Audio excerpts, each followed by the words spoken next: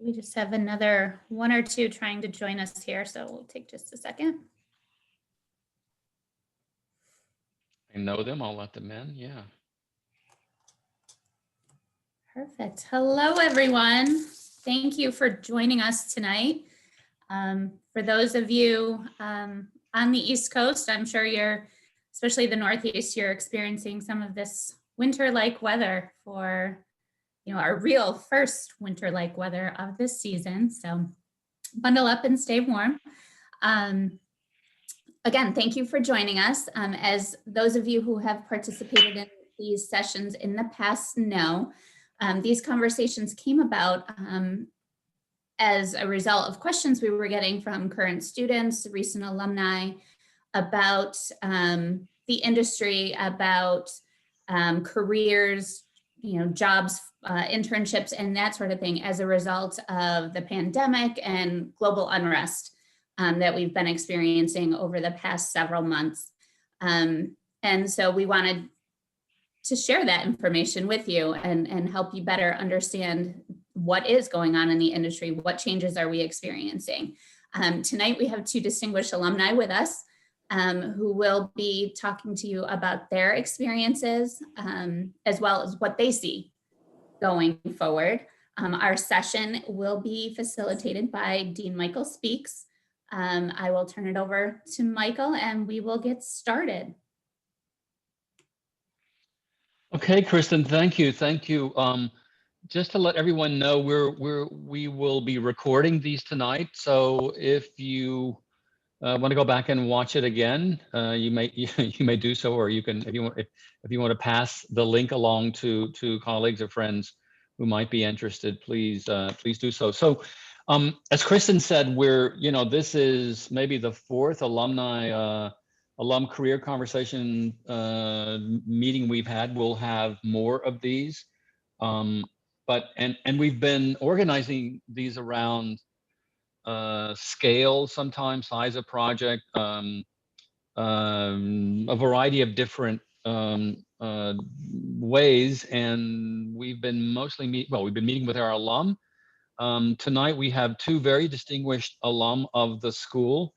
Mark Boekenheide is an '82 graduate of Syracuse architecture. He's also on our board of advisors. Mark has worked in a variety of places, but I first met him and got to know him when he was working for Related on the Hudson Yards project, and he got involved with a lot of our students at the Fisher Center, and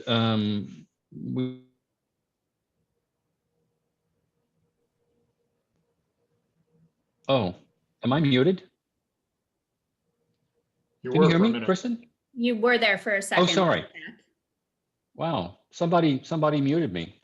Maybe I think people would like to do that more often, but thankfully tonight I have control of the muter. I thought I did anyway. So as I said, Mark's an '82 grad. He's a member of our board of advisors. Was very much involved in the Hudson Yards project, and he is currently senior vice president for global real estate development at Las Vegas Sands Corporation in Las Vegas, Nevada. Our second speaker is Jeffrey Shumaker, '94 graduate. Jeffrey also is a graduate of MIT, did a master's degree there. Jeffrey was a chief urban designer for the city of New York. He's also was director of urban planning at KPF, big firm. And he is currently director of urban planning at the Bjarke Ingels Group, BIG. So two terrific, outstanding, exciting speakers tonight, and I'm looking forward to having a conversation with them. So in these talks, these are very informal. I'm just going to ask each of them. I know now why it's muted, because I keep admitting people and then I actually hit the mute button by mistake. So these will be very informal. There will be a time at the end for you all to have a conversation with our speakers. But if you have questions along the way, just put them in the chat and I'll put the questions to them, and then we'll end up at the end, maybe having a more kind of informal conversation. Actually, I said that Mark was involved with our New York City facility at the Fisher Center. So too was Jeffrey. Jeffrey actually taught. Well, he taught a number of classes there, but more even since we opened it up as Fisher Center, he's taught courses for us there. And both Mark and Jeffrey were on a lot of reviews there. So some of you actually may have either had them as instructors or on reviews. Maybe I'll just start as I have with a number of these and just ask each of you, maybe starting with Mark.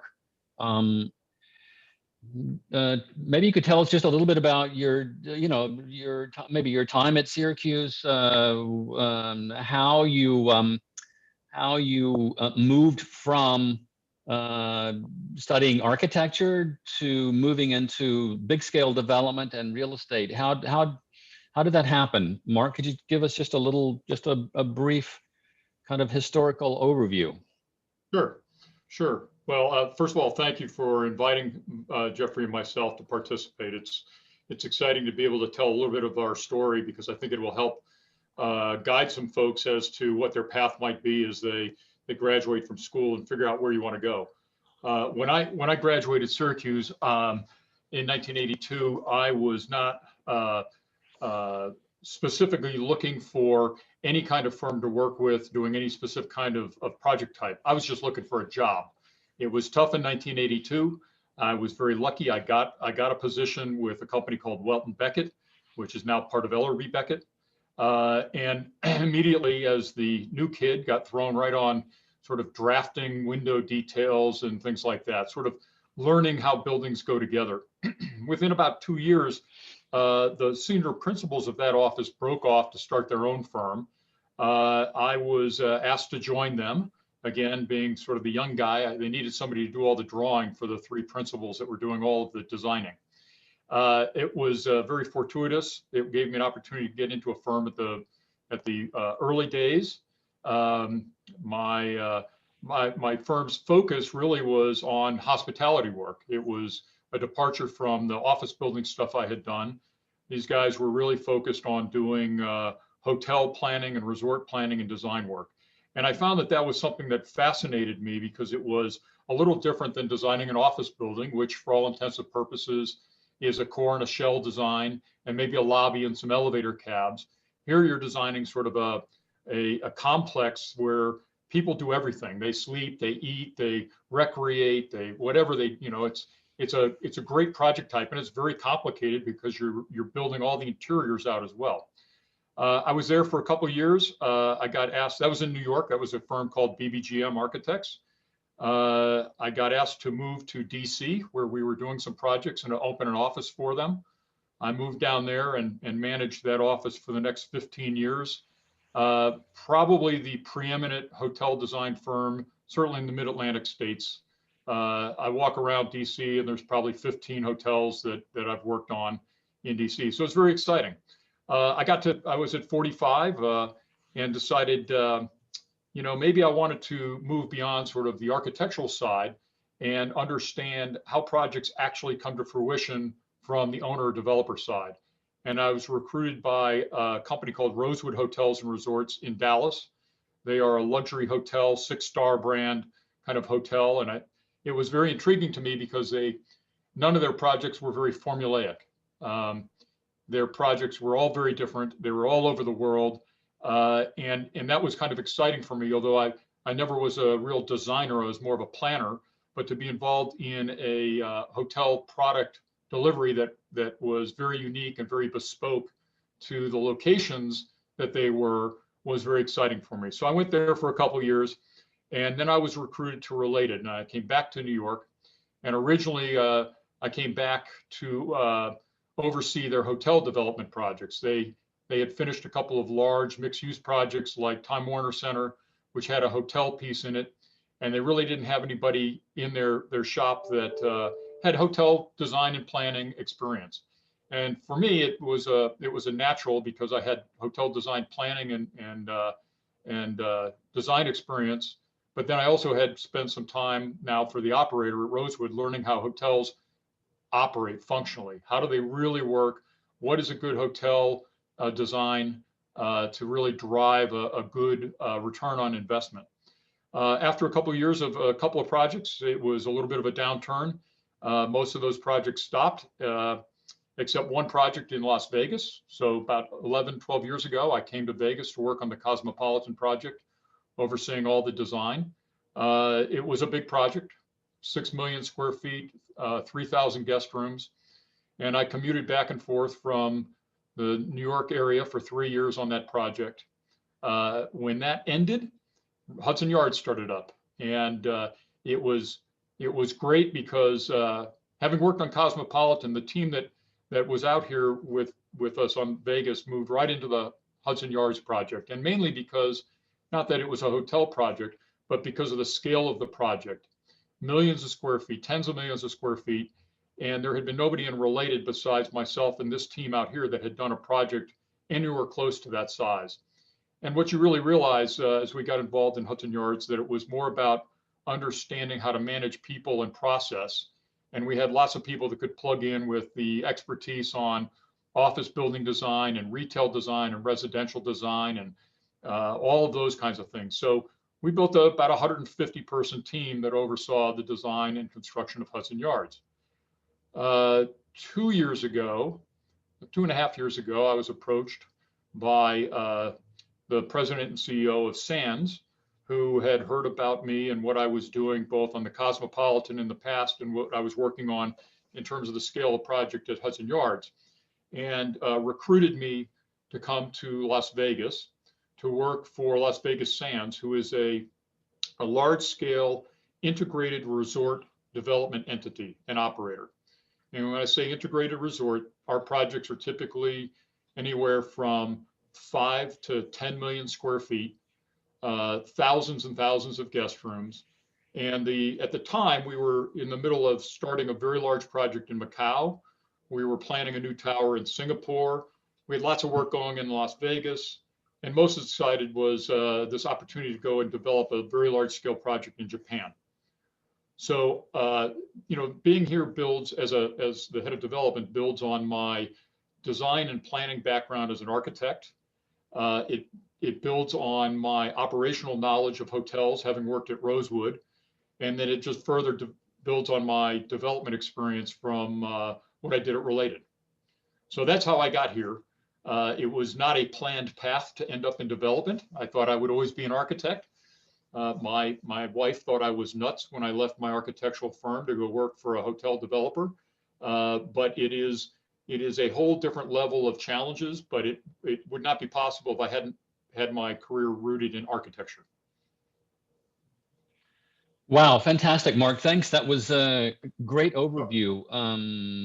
I'm sure we're going to come back to some questions shortly, especially about Related and Hudson Yards. I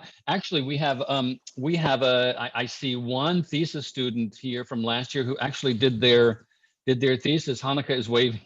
Who did their thesis project in part on Hudson Yards, and I'm sure she'll have a question or two to ask later on. So we have a lot of interest in that project. I'm going to ask Jeffrey maybe to give us a similar sort of a little mini historical overview of how you ended up sitting where you are tonight. Well, not literally, but sort of figuratively, and take it away. Great, sure, thanks as well for inviting me, and great to see everybody. I graduated Syracuse in '94, as Michael said, and I will say I still, and not just because I'm speaking to a Syracuse audience, but I still go back to the kind of fundamental foundational skills that I learned at Syracuse that kind of carry me through, whether I'm in the public sector, private sector, whatever firm I'm working for. I actually do a lot of drawing. Well, not as much now because I don't have as much time, but and I tend to sketch more on an iPad than I do on paper. Back in those days, of course, everything was still pretty much on paper. But Syracuse, and just to say, you're getting an excellent education. It sets you up for really kind of going in any direction you want. And I will say, and you'll hear me probably say this more than once tonight, there are other disciplines and other sort of tangential sort of professions that really need architects and need designers and need people that are trained as you are to kind of see the world in a much more creative way. So anyway, graduated '94, also not a great time. It was another recession, sort of interesting, I think, we went for a long spell here where things were quite strong. So, we sort of forget that this is a cyclical world that we live in, and architecture is very much responsive to the economic cycle. So I had sent my resume all up and down the Northeast, thinking I was moving to the big city. I was from upstate New York, Finger Lakes, not far from Syracuse, and was, at that time desperate to get to the big city. I didn't really get much response. So I was visiting friends in Philadelphia that I brought my portfolio with me and my resume, and my father's advice, like, just hit the pavement and just start visiting firms. And that's what I did. And I ended up getting a job at a very small practice, focusing primarily on interiors, just a little bit ironic now that I'm focusing on cities today. But it was a great experience, a lot of client exposure in a small practice. And I was there for a couple of years and learned a lot. And then gradually kind of moved on to Wallace Robertson Todd. Some of you may know, sort of a bigger architecture, landscape, urban design practice. I had known, I think, really from my time at Syracuse, that I was really much more interested in urban design, in the urban scale, the city scale. And Syracuse really kind of set me up well for that, because every studio, there was always some sort of urban component to it, which, I guess I just took as a given, but I think it is something that was quite unique to Syracuse. And I also took some courses at the Maxwell School in human geography and et cetera. And so I knew that, I didn't want to do sort of interiors for the rest of my life. So I transitioned to a firm that was focusing more on urban design. And so that was 4 years out of Syracuse. And at that point, I decided just to go back to school, and not necessarily another design degree. I felt like I had a really strong kind of design education at Syracuse. So I applied to planning schools and landed on MIT's planning program because I really wanted to learn about all the other things that factor into city making, from the kind of scary, boring stuff like economics and all that stuff, which I won't need to get into. But and so I was at Syracuse for a year and decided I was going to do a dual master's, because really what I realized during that time is that I was much more interested in the physical side of planning, the kind of design side of planning, if you will, and interested in policy, but how it relates more to the physical environment. So that was a total of 3 years at MIT, and there I started to work for different firms in actually a firm, Goody Clancy, which had quite a strong city planning urban design studio at that time, working a lot of projects around Boston, Cambridge, and around Massachusetts. And then that led me to going back to MIT to work for their campus planning office. This was when they were commissioning Frank Gehry, Stephen Hall, all the kind of big star architects to build projects on the campus, and they needed somebody to kind of think about the in-between spaces, how things start to connect and all of that. So that allowed me to start my own practice. I was a consultant with campus development office. So I did that for a few years. And then I decided, well, my partner at the time and I decided that we wanted to be in New York. You know, that Boston was great, but we really wanted to be in New York City.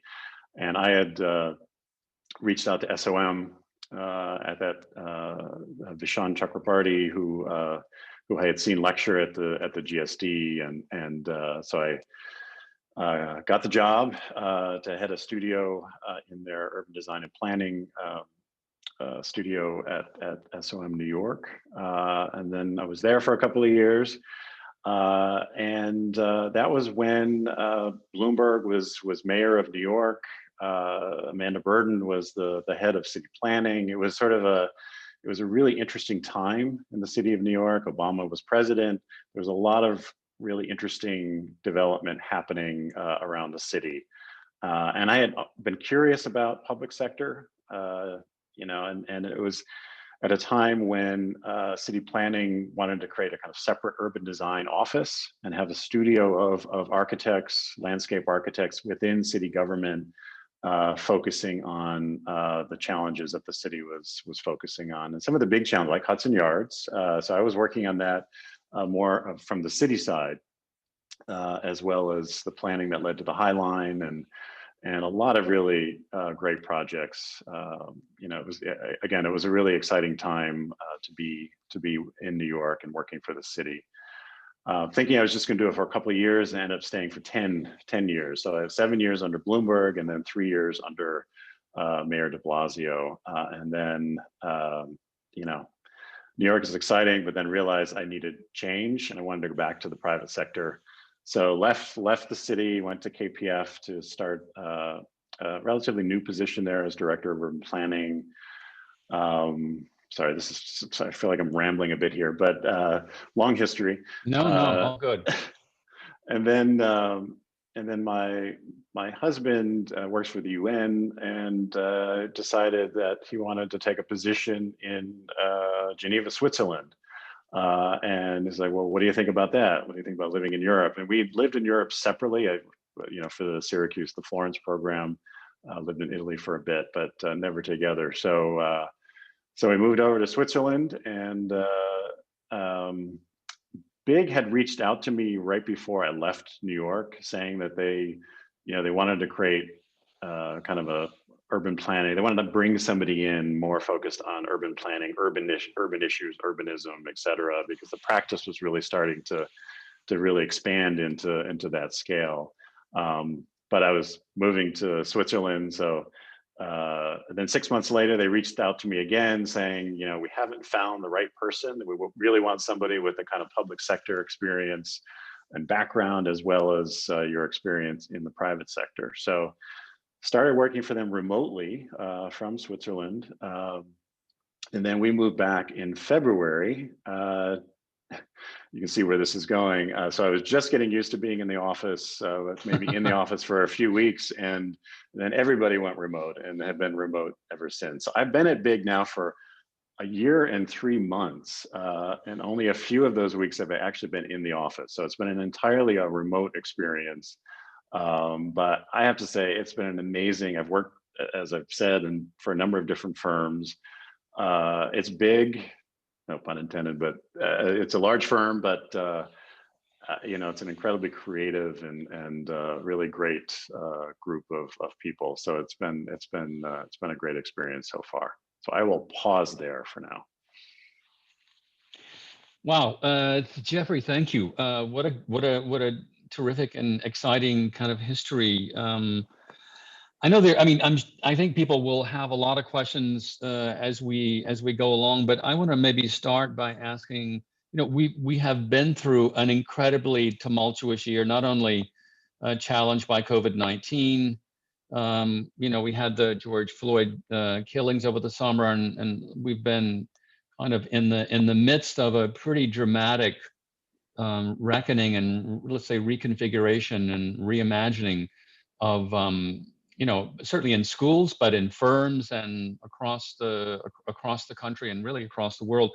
I'm wondering what kind of what impact in your firm have you seen and of course, Jeffrey, you've only been there, and Mark, you haven't been, I think it sounds all that long. What kind of impact, if any, have these, of course it has had, what kind of impact has this last year had on working conditions where you are? I mean, are you able to work in the office, or are you not? I see, Mark, you're in an office, so I'm assuming you're working at the office. What do your teams look like? Are people there? What does that look like now, and how do you see that in the future? And what does this look like for your firm, and maybe even for your sector? And of course, Jeffrey, your sector is hard to define right now. Big as many sectors. But Mark, you want to take a stab at that? Sure. Well, look, we're working in a very hybrid way. Things got very hairy in the spring when the governor shut down all of the casinos in Las Vegas, and our office is in the Venetian in Las Vegas. So we went almost overnight from everybody working in the office to working remote. A little bit challenging to turn something off and turn something new on that quickly. And it was difficult because our team here, which is about 50 people, is comprised of a couple different sort of subgroups. We have design people, we have project managers, we have construction managers. And so the construction managers and the project managers, it was very difficult for some of them to go into a fully remote work experience because we were still building projects here in our property. So while we were shut down, many of us on the corporate staff and on the local project management staff still had to come in at least a couple times a week to manage and maintain the projects that were under construction, because they didn't stop. While the property was shut down, the construction work still went forward. So we shifted to fully work from home essentially for a number of months. When the casino was allowed to open back up, we all came back in. We saw a couple of positive COVID cases in other departments. So we stepped back and said, let's do a 3-day, 2-day kind of thing, 3 days in the office, 2 days at home, mix it up so you just have less exposure. And about a month ago, we ended up with 3 cases in our department. So we went back to fully remote working from home. Now for us, our office space is pretty safe. We don't have like Big's office, which is all open workstations and bench seating. We all sit primarily in individual offices. So while that's a little less conducive to collaboration in a firm that's managing design and construction, it actually was a good scenario to fall into, given the fact that we were trying to socially distance and keep everybody safe. The biggest thing for us has been the lack of travel to work with our consultant teams here in the States, either them coming to us or us going to them. But as importantly is all of the interaction we're having with our properties in Asia. So we basically have 3 locations. We have Las Vegas, Singapore, and Macau. And I was literally traveling every month for about 12 to 14 days to Asia. And that stopped almost overnight. And so it was very difficult for us to continue the level of collaboration. Much like the students obviously have the same situation. It's a little more difficult working remotely over Zoom calls than it is when you're all in a room together, rolling up your sleeves, working through design and planning issues. So we have obviously had to adapt. It is a lot less efficient at times. It's a little more challenging, and it's frustrating. I've got an interior designer that's working on my new project in Singapore, and they've never been to Singapore. They've never been to our property. They've never seen our competition, and they've never met the people that are over there that they're working with in person. It's very hard to build the kinds of relationships, and this business is a lot about relationships, personal relationships with your consultants and your coworkers. So it is a bit challenging. But the market here is tough in Las Vegas. It has not recovered. So we've stopped a lot of our local projects, and we've sort of had to let a few folks go because we don't have enough work for them, frankly. Internationally, we're still pretty busy. Design work is still continuing. Whether we move to the next step on a lot of these projects and actually implement them is the next question, which we've got to see how business comes back. I will tell you though, Yeah, the Mark, one thing. yeah. I'm sorry. Go ahead. The No, one no, thing go I was ahead. going to Sorry. say was, Michael, was that, you know, we have an owner that truly understands that the people that work for him is what has made this company successful. And when we shut down in March for 10 weeks, not only did he continue to pay everybody, 9,000 employees here in Vegas alone, but also provide them health insurance. And he's continuing to do that today. We are not fully open. Our staff is not fully working, but we are continuing to keep the entirety of the 9,000 people on our payroll and giving them health insurance. That's a remarkable thing to be doing. And it's really partly because, you know, he's a singular owner for the most part. There is, you know, it is a public company, but he is the majority shareholder, and he is reasonably wealthy, and he has decided that this is important to him. And I think that's pretty remarkable. We're in month 9 of that. Mark, you mentioned that you all are in Las Vegas and Macau and Singapore. I want to come back to Asia in just a little bit to talk maybe about you know, what does development look like here versus there, and what's the future? But I want to give Jeffrey an opportunity to say something about, you know, what's it like at Big right now? Is it are you there, or do you go in every day? Do you not? Everybody working remotely? How's it working out? So our office in Dumbo is open. People can go in. They're not required to by any means. I think most people still work remotely, and the office is becoming more of a kind of community center of sorts. You know, it's like a place to go when you want to meet as a group and draw in person together, or if you have a model that you're working on. You know, things that kind of require you to be in the office. Otherwise, I think everyone is still mostly remote, and that's how it's going to be, you know, for the foreseeable future. But speaking of Asia, I mean, what's interesting is you know, just how much of our work is shifted to Asia and the Middle East, because those are markets that we're finding are you know, they've come back much faster. You know, even though we're based in New York, we have obviously our other big office in Copenhagen, and they have traditionally handled most of our Asia work because of the time difference. It's just a little bit easier. And then our Middle East work, our London office actually does most of our Middle East work. But we're taking on more and more of that in New York, particularly at the master planning scale, because in New York is kind of where we're building that capacity. But it's pretty incredible. I mean, unfortunately, we're not seeing a whole lot of opportunity over here, you know, and you know, and really most of the stuff I am working on right now is in China, in Southeast Asia, Malaysia, Middle East. And so I have to say working remotely has actually been a nice thing, because most of my meetings are like every night I have meetings, you know, and it's just easier to do that from sitting in my office here rather than having to be in the office and commuting late at night. So and also early morning. So so it's actually worked out pretty well.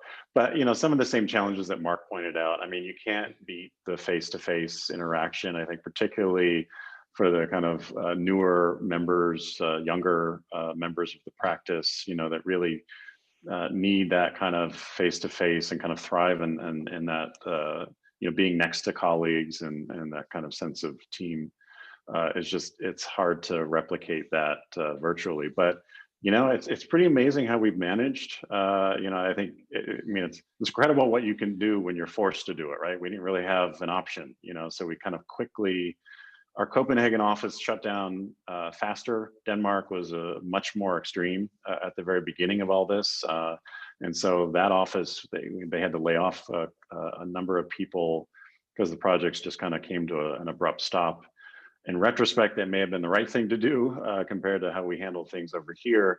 But for us, it was a much more kind of gradual kind of closure and shifting of things. But you know, it's amazing that we're continuing to you know, we're actually winning quite a few things. It's definitely more competitive. You know, we're having to work a lot harder to get things. The competition fees are much smaller. Clients realize that there's a lot more competition and they can get more out of you for less money. So it's certainly challenging on a financial front, but we're able to keep most people on, which is good.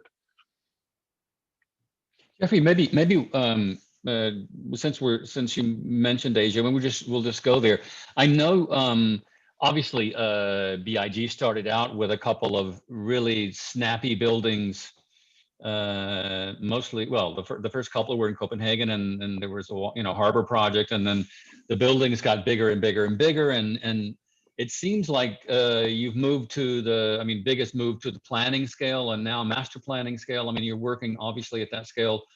A lot of competitions. The Malaysia, I was looking recently at the gigantic project in Malaysia, and of course Bjarke now is talking about master planning the entire planet. A lot of our students are interested in a range of kind of practices, but real estate has become probably one of our bigger minors. We have a lot of students interested in real estate, interested in the scale of projects in real estate, understanding the relationship between public-private, but also just financing and all of those kinds of issues that both of you deal with on a daily basis. I wonder what you might say. Yeah, I'm just curious in terms of training, in terms of study, in terms of the kinds of things that people who end up in your office and who are ending up in your office working in your groups or working on the kind of problems you're working on. Are they typically architects? Are they planners? Are they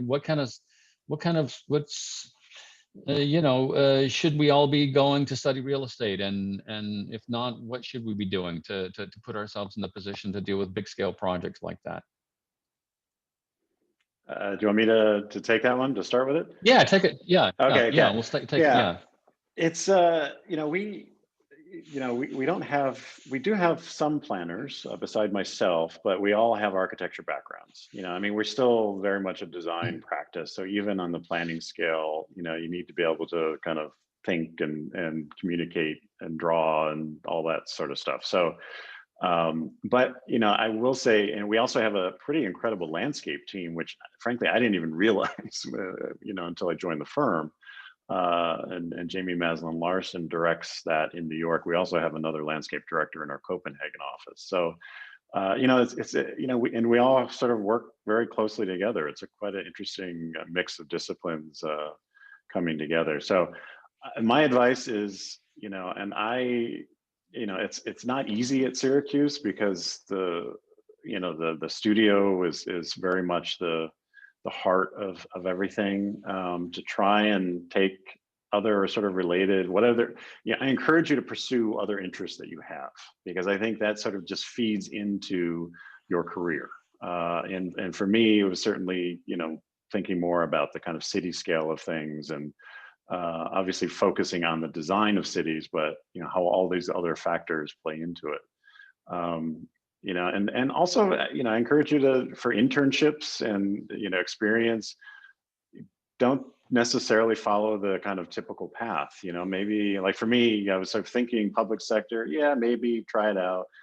And it turned out to be a really wonderful experience, and I ended up staying on for much longer than I thought I would. So, I would encourage you to, and particularly in these tougher times, you may not get what you think is the perfect job right out of school, but all of that experience kind of adds to you as a person. And, so I encourage you to kind of look at it, expand your horizons in a way.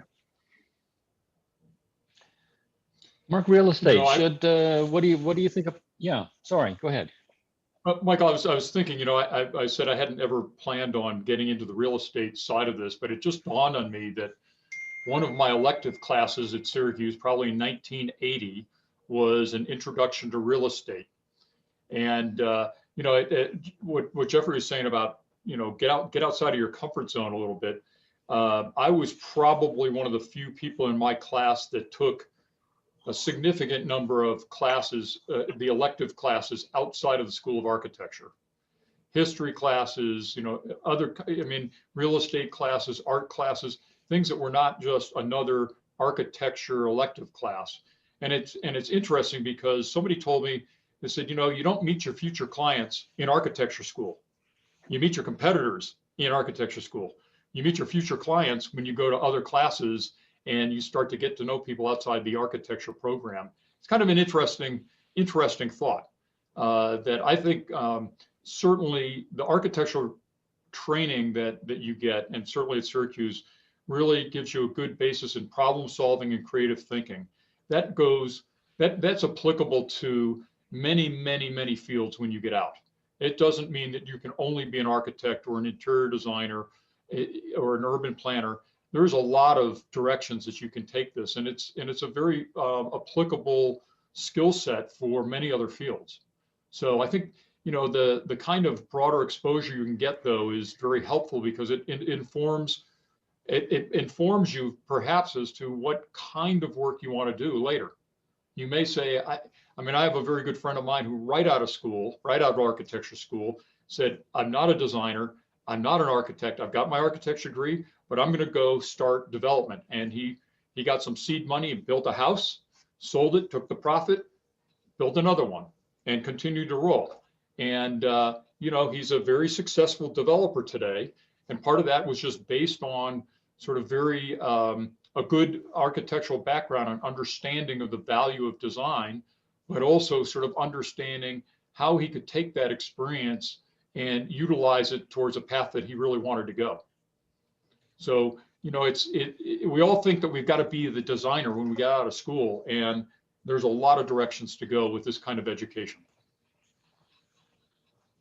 Mark, I have a question, and this will just lead into a question about Asia and where we are, where we're going. What's the kind of the future? You are in a pretty, I don't want to say narrow, but you're in a pretty clear and pretty defined market sector for development, casinos and hotels and let's say, and they're pretty high end. What does the future of that look like here in the States? I know a lot of your work more recently, as you were alluding to earlier, you were traveling to Asia quite a lot. What does that look like? What does it look like in Singapore? What does it look like? I mean, will Sands end up principally in Macau and Singapore? Will you always be in Vegas? What does the horizon look like for your sector of development, for architects working in this sector? And what does it look like today, and what is it going to look like in 5 years from now? Well, that's a great question. The first thing to realize is that the scale of projects we do are generally enormous. We used to have a small project in Bethlehem, Pennsylvania. That was kind of a one-off. We divested of that about 2 years ago because it was not the scale and type of project that we like to do. We are a very deep company financially. We have the ability to deploy a tremendous amount of capital in really great locations to build really amazing projects. And as I said, like Japan was probably a 10 million square foot project, $8 billion investment. These are enormous projects where they are 5,000, 6,000, 7,000 hotel rooms, 2 million square feet of meeting space, 500,000 square feet of casino, all sorts of luxury retail, museums, theaters, entertainment venues. These are enormous projects. So that has been our focus. We went into Japan and had been in Japan pursuing an opportunity there for several years. At the end of the day, there is no doubt that we could have won one of the licenses, and probably, just so everybody knows, the rendering that appeared in LinkedIn was our Yokohama proposal, which lo and behold, our architect was Bjarke Ingels Group. So, this is kind of interesting that we're both together on this panel. But at the end of the day, for us, the projects need to make economic sense. When you're deploying that amount of capital, there needs to be a great return on it. And we sort of walked from Japan because the economic underpinning would not allow us to achieve our economic goals on that project. It was heartbreaking for me. I'd been there 11 times in a year and a half, was geared up to move there if we were going to do the project. But at the end of the day, development is about, a financial return that makes it worth the capital that you're putting at risk. I would tell you that we are very bullish on Macau. Our license comes up in 2 years in Macau. We're willing to put another $4 or $5 billion into Macau, either building additional hotels on our existing properties or building a new property. We're kind of sort of saying to the governing bodies there, tell us what you'd like us to do in return for our license renewal, because that is our big kahuna there. We have roughly 28 million square feet in Macau and 12,000 hotel rooms. It's enormous. In Singapore, we look very bullish there too, because we're one of 2 gaming licenses in all of Singapore. We are on the verge of starting a significant project in Singapore to renovate our existing Marina Bay Sands project designed by Moshe Safdie. And we're working with Moshe Safdie on a new tower that will sit next to that will include luxury, a very high-end guest room product, and a 15,000 seat state-of-the-art performing arts arena, basically a music venue. We're in negotiations. It's an extraordinary complex, extraordinarily expensive project. COVID has made it a little bit more difficult to justify that, but we're working through that. As I said, we are looking perhaps to divest in Las Vegas. However, we could turn around tomorrow and say, well, we're going to stay here and we're going to buy somebody else here in Vegas too. But the interest, so we are looking at other places in Asia, but what's also interesting is that there are now new opportunities here in the States. And we know that New York State has 3 additional gaming licenses that have been authorized by the legislature, due to be awarded in 2023. Given the current state of all the states and cities' financial aspects right now due to COVID, they're looking to accelerate the award of that license, perhaps to next year. We have looked at several sites, including one where we employed David Rockwell, another one of our alum, and Bjarke Ingels Group to do a really great scheme for us. Hopefully we can lock that one down. So there's something happening in New York. There is no doubt that several states that do not have gaming are looking at gaming as perhaps being a partial solution to their budget woes. It generates enormous amount of tax revenues. So we are talking and looking at opportunities with a couple other states about getting involved, which is very unusual for us because not all of these projects will be of the scale that Sands usually does. Some of them will be smaller. Interesting. Michael, so look, I think that for us, Michael, I'm as busy as ever. All right. I mean, we're not busy everywhere. And I mean, it sounds like this sector is, given everything that we hear about globalization, given everything we hear about, luxury properties and hotels, sounds like you all are going as strong, if not stronger than ever, and not just in Asia, but potentially here in New York State, and I guess across the states right now. So, wow. Just a couple spots. I'm gonna ask Jeffrey a quick question, then I'm gonna ask you both a question because there's some interesting ones in the chat. I don't know if any of you want to answer any of those questions in the chat, but I'm gonna ask Jeffrey maybe also first just about what is for BIG and particularly for your group, Jeffrey, for big scale planning, master planning. Is Asia the future for your group? Or, I mean, obviously in the short term, I'm seeing a lot of projects. You all are, they're probably competitions. Are you entering? It's mostly or is it mostly competitions? Yeah. What's that look? Yeah. What does that look like? And what do your teams look like? And what's the what does that look like? Yeah, I mean, ideally, we want to. I mean, one of the great things about this firm is that there's no market that's off limits. You know, I mean, if the project is interesting, if the opportunity is interesting, then you know there's a green light to pursue it. You know, and certainly we'd love to have more in the U.S. and in the Americas. You know, we had. Before COVID, we had a number of potentials in South America and Brazil that we were looking at. You know, some really interesting sort of master planning projects that everything has just kind of been, you know, put on hold. So, you know, I mean, I've done personally, I've had a lot of experience in Asia, mostly in China. So, you know, you know, I love the ambition there, which you don't, you know, it's just more challenging to do the same kind of thing and you know, these sort of more established contexts, certainly New York. You know, that said, we're still pursuing all sorts of things in New York. You know, right now it's not the best time, frankly, because we're at the end of an administration.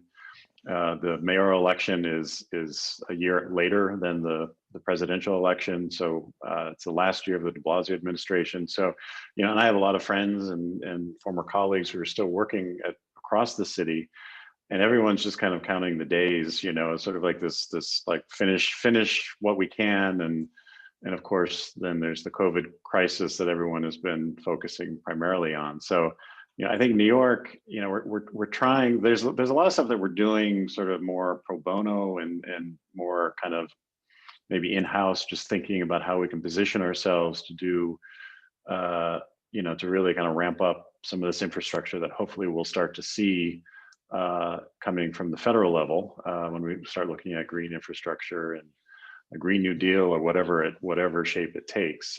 We want to be ready for that. So, you know. I guess, I mean, the short answer is that we're still, you know, we're very much international practice. You know, we do kind of divide things up based on location, but, you know, increasingly we're doing more and more, at least on the master planning scale, out of New York. And I should also say, you know, one of the other projects that I've been working on is this downtown Brooklyn public realm plan, working with the Downtown Brooklyn Partnership. You know, it's not this huge, you know, it's big. I mean, it's a number of streets that it encompasses in downtown Brooklyn, but it's not the sort of large scale Penang scale kind of thing. So, you know, there's even smaller efforts that we're pursuing. Brooklyn Queens Expressway and turning that into a park at Brooklyn Heights. You may have seen our proposal there. Again, that was all pro bono work just to kind of get people thinking about these things. We also did some thinking around the Brooklyn Bridge and how that can be reconfigured and actually in some ways bringing it back to what it was. It was much better at moving people across the East River connecting Manhattan and Brooklyn than it has become as more of that space has been given over to cars. So, you know, we're kind of looking at a lot of different scales of things, even within the master planning or planning side of the practice. Got a couple of questions. I'm going to try to sort of weave some of them together, but one of them, as I said, I suspected Hanneke would ask a question about Hudson Yards since she did her thesis on that. I'm curious, but more generally, maybe I think it's a good question because it can open up more generally. You both were involved with that, Jeffrey, on the let's say the public sector. Municipal side. Mark, you were on the private developer side. A lot of our students are interested in real estate in part because they don't want to be real estate people. They want to understand the language of real estate because they want to change the world in the best possible way.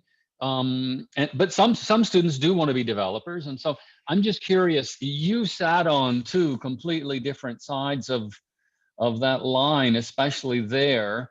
I know Jeffrey. You know, Bjarke has been involved in. I'm saying this to say that Hudson Yards has, Mark. You know very well. Hudson Yards has been, you know, a lot of criticisms of Hudson Yards, a kind of private developer sort of utopia. And Jeffrey, to some extent, Bjarke has increasingly been accused, or let's say criticized, for some of the same kind of things with projects in Brazil or not, or whatever. I'm just curious, how does this political dimension, how does the public-private sector dimension play out in your thinking about where you are and in your thinking about students and careers and whatnot? Is that a relevant question? Sure. Look, I think it's an interesting project in that, as you said, it has sort of to some degree diametrically opposed goals, right? The idea of creating a new neighborhood from the city's point of view, and let Jeffrey speak to this a little bit, and taking an area to spur new development in an underutilized eyesore area was I think remarkable. And the fact that the Bloomberg administration stepped up and extended the 7 line, which became a very critical piece of this, was remarkable as well. Now, we can talk about whether people like the buildings, whether they like the experience, whether it is sort of envisioned almost as a private neighborhood as opposed to part of the urban fabric. I will say that if the High Line was not directly adjacent to it, it would probably have been a lot more private than people perceive it to be today. And just a sort of a funny aside was when I first started, and the first building that we were doing was on 30th and 10th Avenue, and the High Line, that's where the High Line turns and heads towards the river. And Steve Ross at the time, and this is 12 years ago now, didn't really understand what the High Line was all about. We know today it's arguably the #1 tourist attraction in the city. One of the first meetings I sat in, he was adamant we were going to tear it down because it was in the way of our building. And I think, obviously he wasn't going to be allowed to do that, but his pure typical developer mentality was, it's in my way, it compromises my project, compromises my building, costs me money to have it there, I'm going to tear the thing down. And in hindsight, it is one of the best things that was integrated into the project, because the amount of people that come from the High Line, and many don't continue towards the river and swing around over on 12th Avenue. They come up to this and they see the Thomas Heatherwick vessel as kind of the ending of this linkage between the Whitney at the south end and Hudson Yards at the north end, as it weaves through a zone of tremendous, interesting architecture, a lot of art galleries, and it became this terminus. And frankly, the vessel, it's a piece of art. It's very subjective, but it became the draw to pull people in, as well as the shed. So there were a couple of things that were very unique that we felt, now that these people will come off of the High Line and feed into Hudson Yards, it starts to create a critical mass that starts to make things work. So while it comes off as elitist, and I think part of that is probably the positioning of the residential product being high end, the shopping mall having a lot of high end tenants in it, Cartier and Gucci, it's not really accessible. But around the fringe of it, Little Mercado is a great little sort of food court that's a little more pedestrian level, if you will. There are some edges that really try to tie back into the residential neighborhood that surrounds it, certainly to the south. It's kind of a funny site transition-wise, because it's all residential to the south and is essentially all commercial to the north. So it is. I guess the other thing to point out is, while people are concerned about the scale of the buildings, at the end of the day, think about what Related had to do. They had to build their land.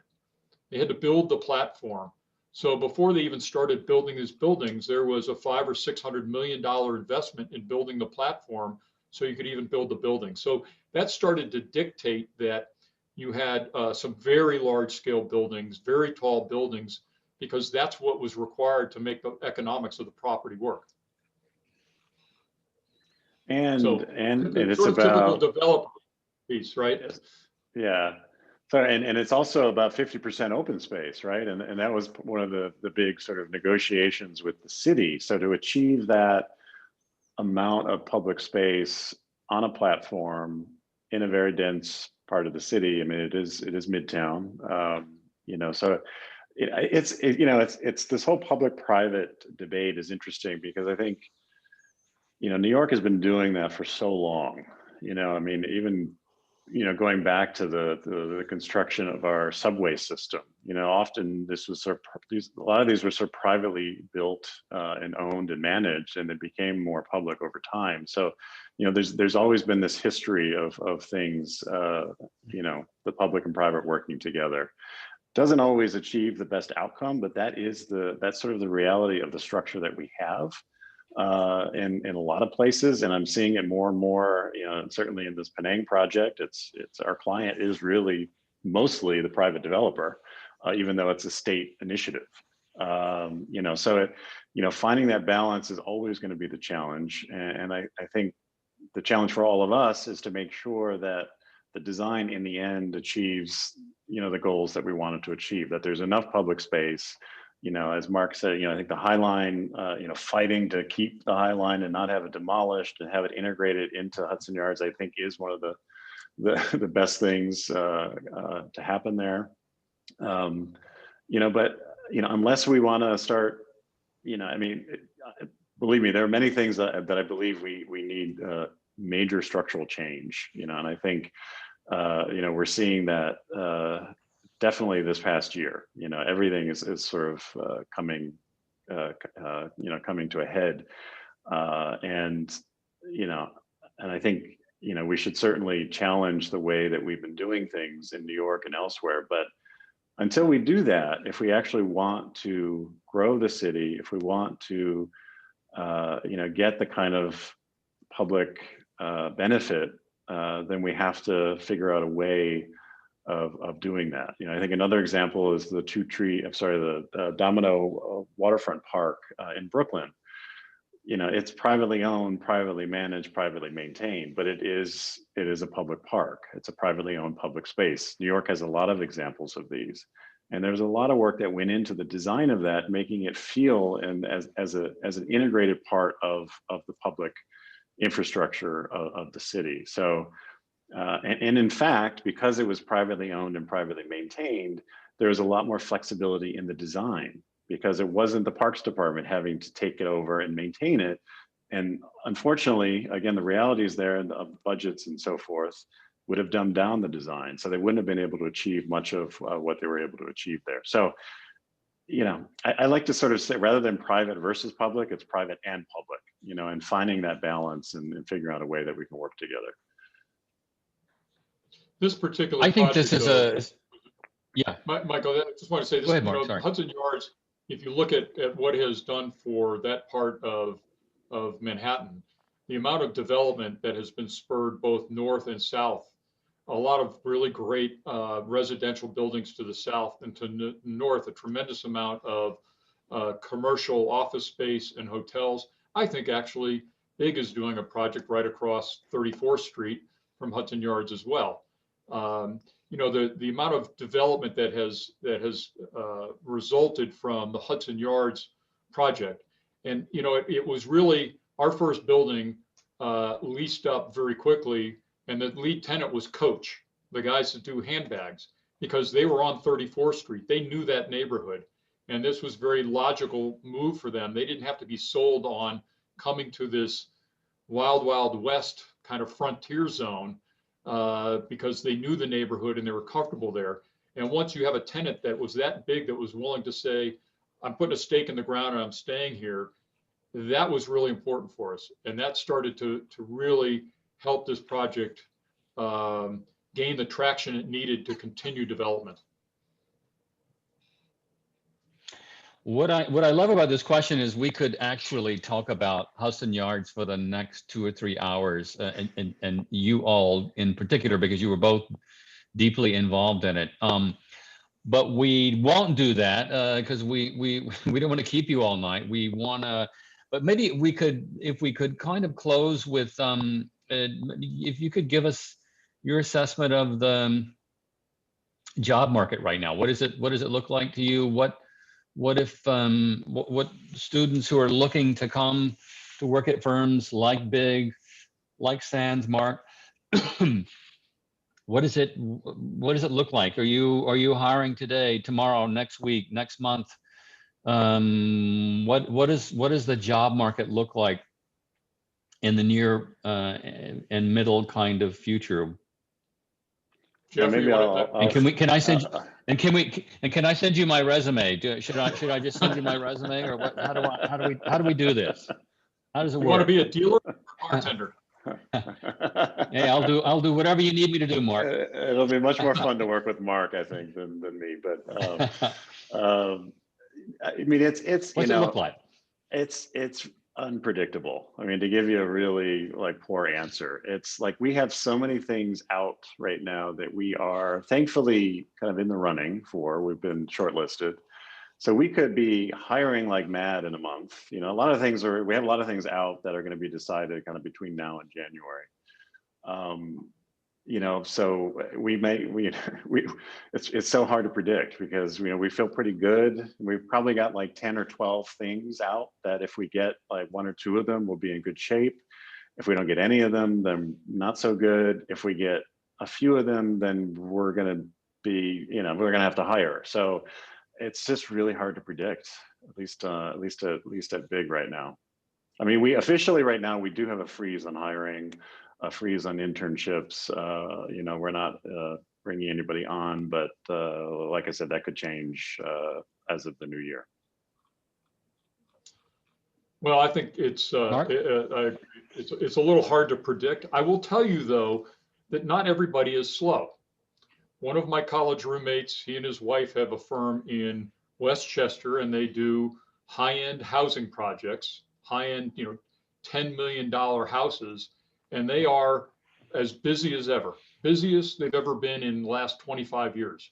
Why? Because COVID has forced people to jump ship from the city, go upstate. They sort of decide to build something new, or they move into their summer house and say, gosh, I got to work from here. I don't have an office. I don't have this. I need more bedrooms. And so they have a tremendous amount of work, but it is very specialized, right? It's high-end luxury residential. So some people are busy. On the other hand, Andy Cohen is the CEO of Gensler, friend of mine. And, you know, he says, we're suffering mostly in the office interiors market. He says our office in, I think it's Shanghai, is as busy as they've ever been.